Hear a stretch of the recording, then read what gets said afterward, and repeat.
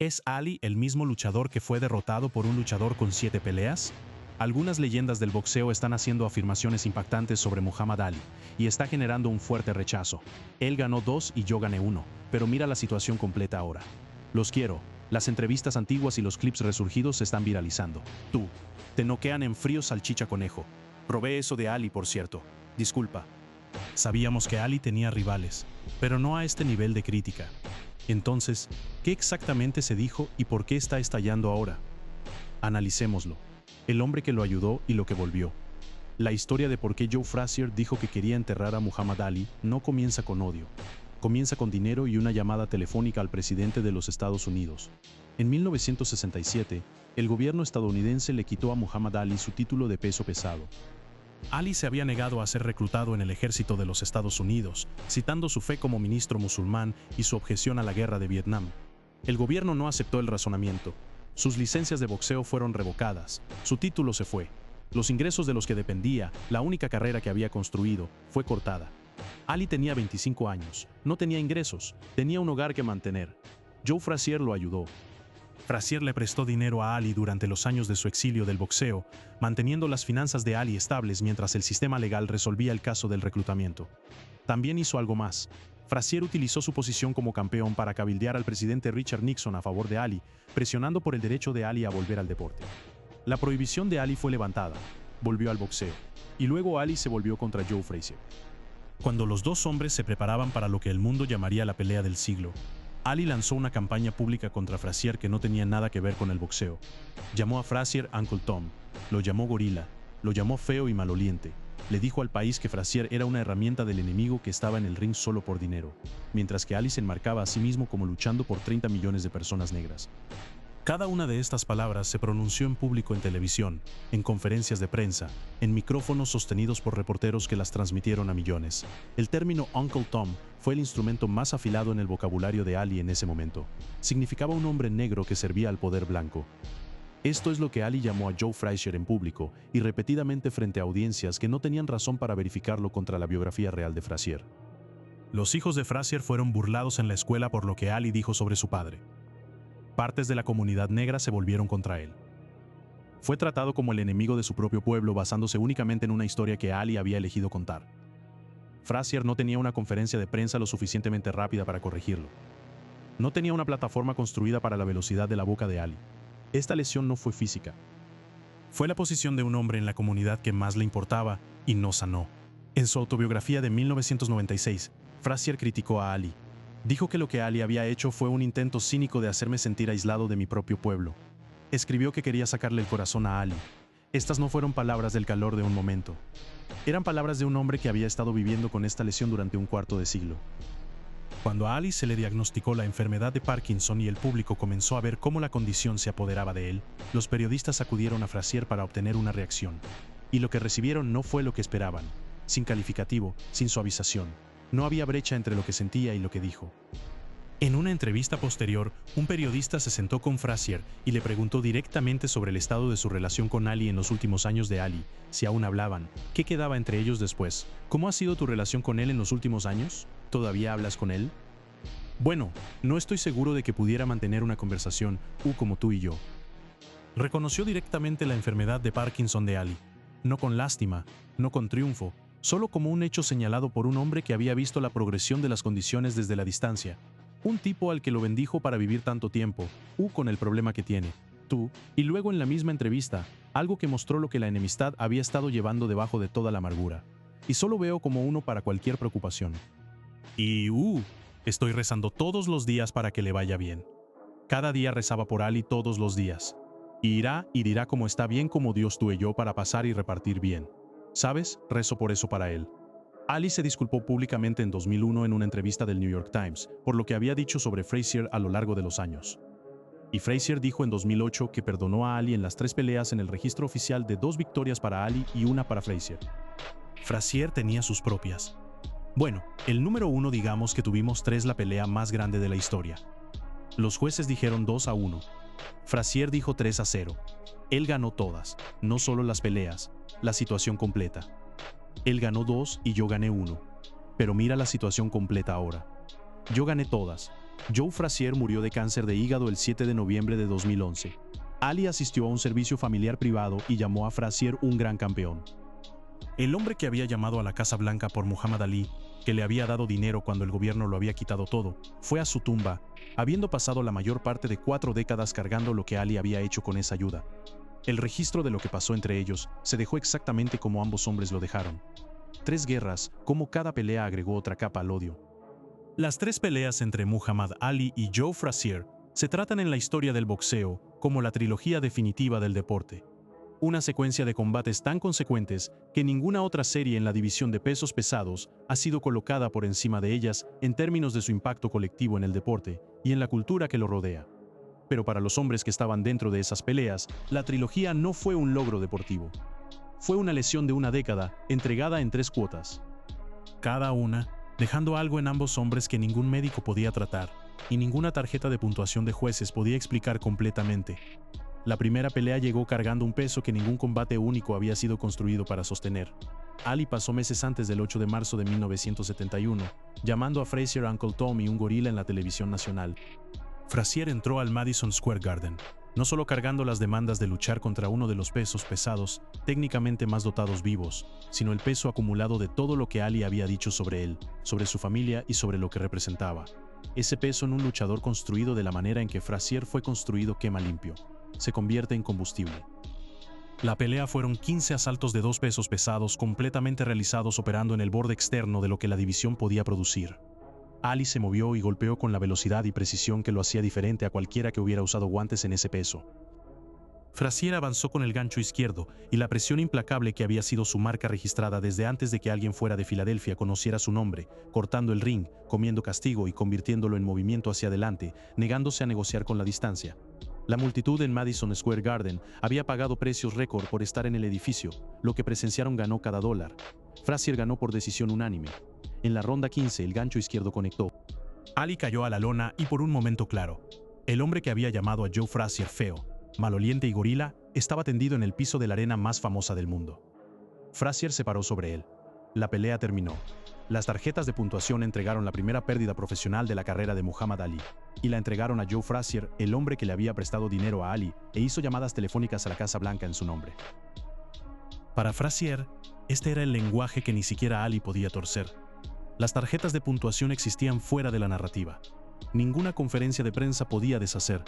La respuesta a cada gorila y cada Uncle Tom estaba escrita en el registro oficial permanentemente, pero Ali no era alguien que se quedara respondido.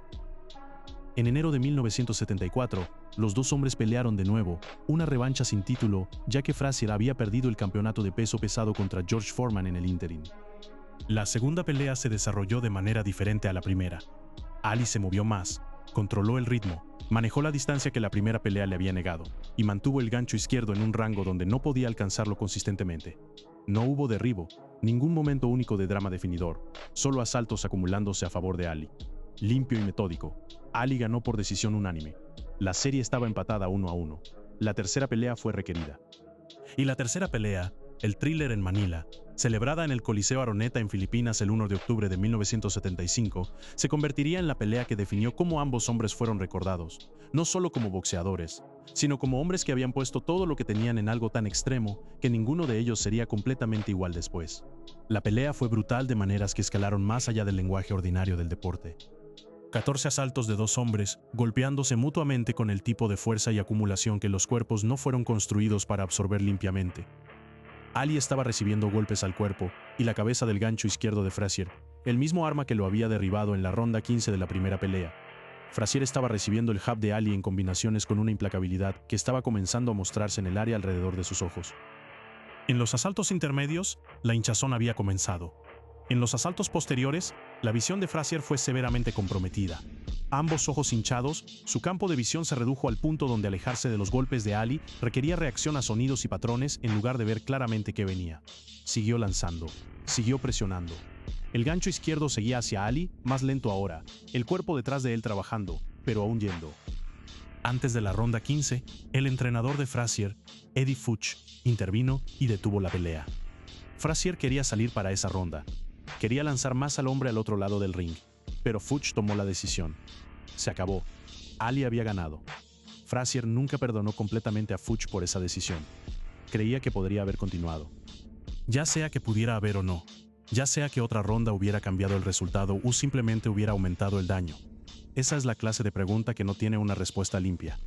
Lo que está claro es que Frazier dejó Manila con la sensación de que la pelea le había sido arrebatada antes de que terminara. Ali describió el thriller en Manila como la cosa más cercana a morir que jamás había sentido. No estaba hablando en lenguaje promocional. Los cuerpos de ambos hombres contaban la historia de lo que esos 14 asaltos habían causado.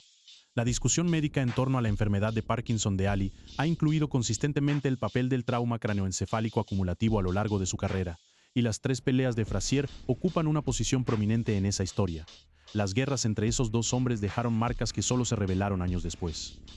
Cuando el periodista le preguntó a Frazier qué significaba haber sido parte de esa era, haber competido cuando Ali Foreman y todo el peso de la edad de oro de la división de pesos pesados estaban presentes al mismo tiempo, Frazier no se conformó con la versión de 3 nombres. Cuando estabas en tu apogeo, el juego de pesos pesados también estaba en su apogeo porque contigo, Foreman y Ali en la cima. Frazier rechazó ese marco. La era fue más amplia que 3 nombres.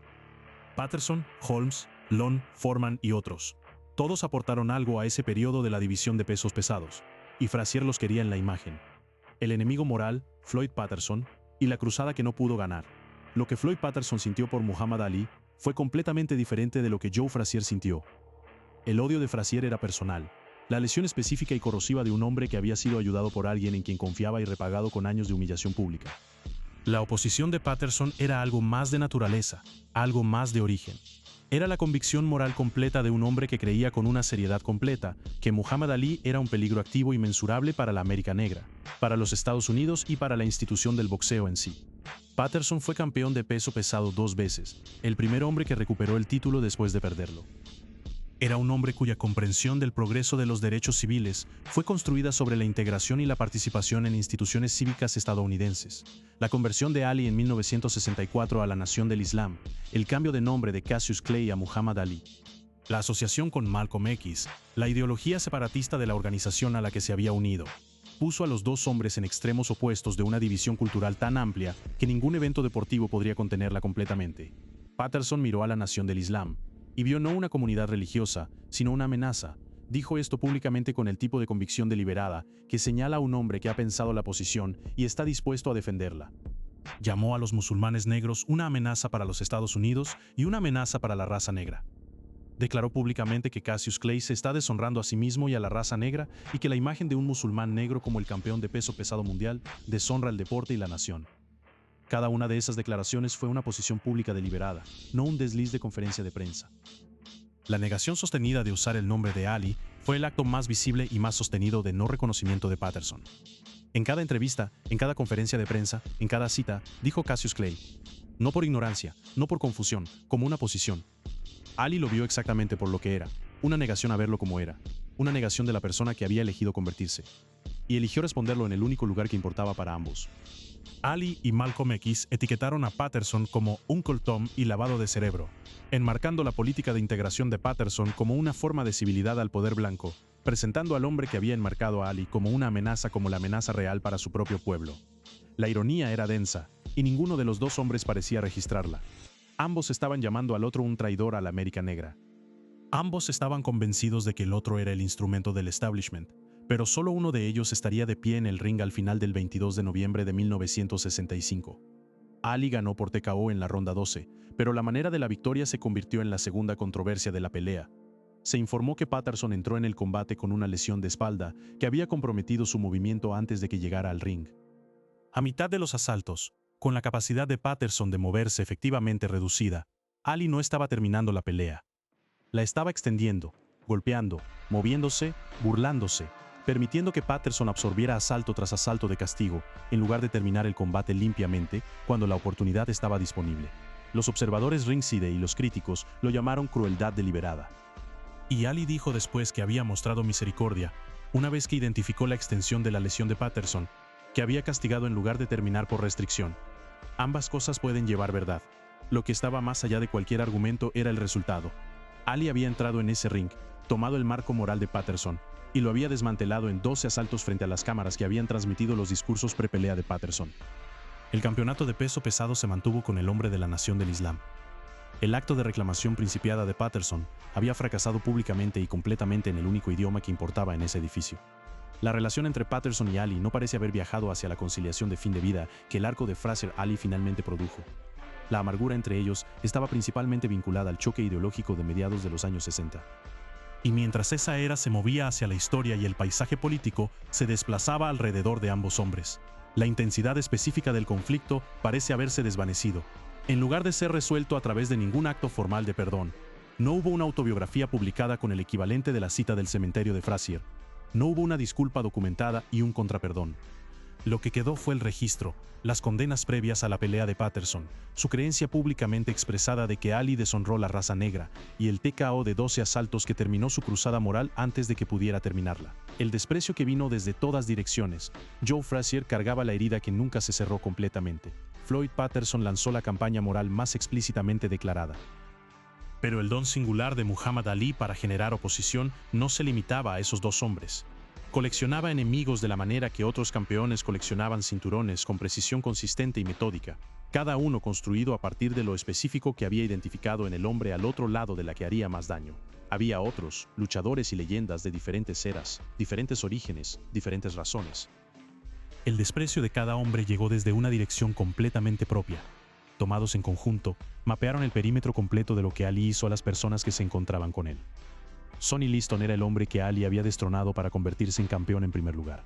Cuando el luchador, entonces conocido como Cassius Clay, entró en el ring contra Lon por primera vez en febrero de 1964, lo hizo como un hombre que el establecimiento del boxeo había descartado en gran medida como demasiado joven y demasiado inexperto para tener ningún negocio en una pelea con el peso pesado más físicamente intimidante de una generación.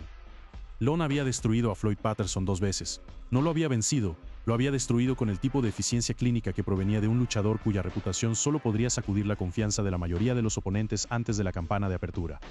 La respuesta de Clay a Liston fue hacer el mayor ruido posible humanamente. Llamó a Lon el oso feo y grande. Fue implacable en su teatralidad previa a la pelea, sus confrontaciones cuidadosamente orquestadas, sus intentos deliberados y sostenidos de demostrar ruidosamente y repetidamente que la reputación de Lon era algo que Clay había decidido no reconocer. Liston miró a Clay y no vio nada digno de respeto. Supuestamente dijo que el joven luchador debería ser encerrado por hacerse pasar por luchador. Un desprecio construido a partir del desprecio genuino por la jerga, de una negación a otorgar las credenciales de un hombre cuyo historial profesional aún no coincidía con el volumen de sus discursos previos a la pelea, y de la certeza de un hombre que había terminado carreras con sus puños y creía que esta no sería diferente. La primera pelea terminó con Liston sin salir para la séptima ronda. Se citó una lesión de hombro. Clay era campeón. La segunda pelea, celebrada en mayo de 1965 en Lewiston, Maine, terminó en un knockout de primera ronda que generó controversia inmediatamente. Un golpe que las cámaras y los observadores luchan por localizar claramente en el metraje. Un resultado que se sintió incómodo con cualquiera que sintiera que la explicación oficial no cerraba la pregunta. Lon se mantuvo amargado y defensivo sobre ambos resultados, sin querer acreditar al hombre que había descartado como un fraude con el peso total de lo que había sucedido. Murió en 1970 antes de que la enemistad de Frazier se hubiera desarrollado completamente, antes de que la pelea de Patterson hubiera encontrado su lugar en el registro histórico y se llevó su desprecio por Ali, sin ningún gesto hacia la reconciliación. Joe Louis ocupaba una posición que era diferente en casi todas las dimensiones. No era un rival contemporáneo. El Brown Bomber se había retirado años antes de que Ali lanzara un puño profesional, había mantenido el título de peso pesado más tiempo que ningún hombre antes o después, y lo había defendido más veces que cualquier campeón en la historia de la división. Para cuando Ali estaba haciendo enemigos de los luchadores activos del boxeo, Louis era el estadista senior más respetado del deporte. Louis había servido en el ejército de los Estados Unidos durante la Segunda Guerra Mundial. Había hecho esto cuando el ejército al que servía estaba segregado racialmente, cuando el país al que servía no había ofrecido igualdad a cambio del servicio que le pedía a sus ciudadanos negros. Y lo había hecho de todas formas como una declaración sobre el deber y la obligación que vino con la plataforma que su campeonato le había dado. Esta historia se centró en quién era Louis cuando miró a Muhammad Ali rechazando el reclutamiento de Vietnam. Louis cuestionó la legitimidad del estatus de Ali como ministro musulmán, sugiriendo que no constituía fundamentos válidos para el estado de objetor de conciencia, e hizo claro públicamente que veía la negación de Ali a servir como un fracaso del deber que un campeón le debía a su país. Esto no era odio personal. Louis no tenía una amistad con Ali para traicionar y ningún hijo cuyos años escolares fueron moldeados por las palabras de Ali sobre su padre. Su objeción fue cívica y generacional. La objeción de un hombre que había navegado las condiciones de ser un campeón estadounidense negro en una era más difícil, que había hecho un trato específico y costoso con las instituciones de su país y que encontró en la negación de Ali no una posición de principios, sino un abandono de la responsabilidad. Ernie Terrell llegó a su conflicto con Ali desde una dirección que fue más simple y en muchos sentidos más instructiva. Terrell era el campeón de peso pesado de la WBA en 1967 cuando él y Ali estaban a punto de pelear. Y en los meses antes del combate, cometió la misma ofensa que Patterson. Siguió llamando a Ali Cassius Clay. Para Terrell, esto puede haber sido una provocación estratégica. Para Ali, fue la negación específica de identidad que había estado respondiendo con fuerza desde que Patterson había intentado lo mismo. Lo que siguió fue una de las peleas más feas de la carrera de Ali. Feo no en el sentido de boxeo pobre, sino en el sentido de lo que se utilizó para lograr. Ali dominó a Terrell en 15 asaltos completos, pero no lo eliminó. A lo largo de la pelea, asalto tras asalto, hizo la pregunta, ¿cuál es mi nombre? Lo preguntó mientras aterrizaba puñetazos. Lo preguntó entre combinaciones. Lo preguntó mientras Terrell se paraba frente a él, recibiendo daño, incapaz de responder de ninguna manera que Ali considerara adecuada. La pelea se convirtió en un vehículo para una lección, no una competencia para ganar, sino un mensaje para ser entregado a través del castigo prolongado asalto tras asalto. Los críticos lo llamaron bárbaro. Dijeron que Ali estaba jugando con un hombre vencido, prolongando el sufrimiento con el propósito del teatro. Terrell acusó a Ali de tácticas sucias deliberadas a lo largo de la pelea, incluyendo el hundimiento de ojos al principio del combate. Ali ganó por decisión unánime en los 15 asaltos. Terrell no se convirtió en una enemistad de larga duración. La oposición entre ellos fue en gran medida confinada al periodo anterior, y la pelea misma en lugar de las décadas de consecuencias que definieron las relaciones de Frazier y Patterson. Pero la pelea con Terrell reveló algo que todas las relaciones de oponentes de Ali tenían en común. No peleaba solo para ganar, peleaba para demostrar el punto. Peleaba para escribir la respuesta a cualquier pregunta que el oponente hubiera planteado con sus palabras, sus negativas, sus afirmaciones en el registro oficial en un idioma que no podía ser cuestionado. Lo que las leyendas dejaron atrás, décadas después de las peleas con Frazier, Patterson, Lon y otros, el nombre de Muhammad Ali sigue generando suficiente calor para iniciar un argumento en cualquier sala donde el boxeo se toma en serio. Los hombres que compitieron contra él se han ido o están envejeciendo. La era que habitaban ha sido absorbida en la mitología. Que el argumento sobre quién era realmente Ali, qué tan bueno era realmente y si realmente se ganó todo lo que la gente dijo que merecía nunca se ha cerrado completamente. Solo cambió la boca que lo entrega. Floyd Mayweather es el tipo de luchador que existe en conversación permanente con la historia, ya sea que la historia pidiera su opinión o no. Su récord profesional se sitúa en 50 victorias y 0 derrotas. Cuando se le pidió a Mayweather que se colocara en la genealogía histórica del boxeo, no buscó lenguaje diplomático, en el registro y decir esto. De todos estos tipos en la historia del boxeo, he logrado más que cada luchador en la historia del boxeo. Cada luchador, no la mayoría de los luchadores, no los luchadores de su era, cada luchador en la historia del boxeo, Ali incluido. Luego fue a trabajar en el registro específicamente, no en abstracto, no como una declaración general sobre el legado, sino con nombres, fechas y resultados que utilizó para construir el caso de que la versión oficial de la grandeza de Ali había sido construida de maneras que dejaban fuera datos incómodos. Está bien, ¿es Ali el mismo luchador que fue derrotado por...? El punto de Mayweather aquí fue preciso. Leon Spinks había llegado a esa pelea con una fracción de la experiencia profesional del hombre al otro lado del ring. Un puñado de combates contra la carrera de peso pesado más célebre en la historia del deporte. El resultado fue una victoria de Spinks. Ali, ampliamente considerado uno de los 2 o 3 mejores que hayan usado guantes en cualquier peso, perdió ante un hombre que apenas estaba comenzando su carrera profesional. Mayweather estaba usando esto no para celebrar a Spinks, sino para desafiar la mitología. El mito dice que Ali era el más grande. ¿Y si realmente decimos la verdad? Bueno, dile eso es para lo que estás aquí. Estás aquí para decir la verdad. ¿Cuál es el tipo de peso pesado contra el que Ali peleó 3 veces? Ken Norton en realidad. Ken, esta afirmación específica necesitaba ser abordada directamente. ¿Realmente Ken Norton vencería a Ali las 3 veces? Vuelve y mira las peleas. Norton derrotó a Ali en su primera pelea en marzo de 1973, fracturando la mandíbula de Ali en el proceso, uno de los resultados de una sola pelea más significativos de esa era. La revancha más tarde en 1973 fue para Ali por decisión dividida, un resultado que muchos observadores ringside y en la prensa calificaron diferentemente. La tercera pelea, celebrada en Yankee Stadium en septiembre de 1976, fue para Ali por decisión unánime. Otro resultado que fue disputado por una porción significativa de quienes puntuaron la pelea en vivo. El registro oficial le da a Ali 2 victorias y una derrota contra Norton, ya sea que los jueces se ajustaron a ambas peleas disputadas correctamente, o si la versión honesta de esa trilogía se ve diferente del oficial, ha sido debatido durante décadas. Mayweather estaba llegando a un lado de eso definitivamente. Quiero decir, solo estamos diciendo la verdad. Y yo amo a Ali. Por supuesto, esta era un tipo diferente de oposición que lo que Frazier o Patterson habían expresado. No era personal.